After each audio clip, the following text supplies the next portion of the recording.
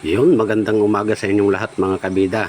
Oras na naman ng pagluluto kaya dali-daling naghanap si kabida ng mauulam. Okay. Yun, may gugulay pala. Yun nakakuha na kaagad si kabida ng puso ng saging. Wow. Yan. Agad naman ng nilinisan ni kabida yung puso ng saging. Yan ganyan po magtanggal si kabida ng posporo kung tawagin ng palito ng puso ng saging. Nice. Mabilisan lang po siya magtanggal mga kabida. Gayahin nyo po yung ginagawa ni kabida. Simple lang. Tapos kapag mura na yung kapag nyo na yung part na mura, tadtarin nyo na mga kabida. Yan. Tadtad pa kabida. Sige, bilisan mo. Sige. Hop. Iyon Tapos kagad ang bilis naman ni kabida. Iyon. Kinain pa yung pinakamura ng puso ng saging. Yan. Naghanap na si kabida ng ihahalo niya sa puso ng saging. Nagpa-expose pa nga Iyon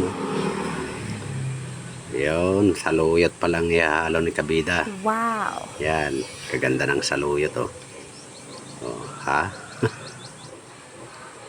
Fresh na naman ang ulam ni kabida. Yun, may pa baeg or alokon, bulaklak tsaka talbos. Yun, may dalang inihaw na tilapia si kabida. Yan ang isasawag ni kabida. Yun yan yung saluyot. Masarap na naman po ang ulam ni kabida. Yes! At yun, habang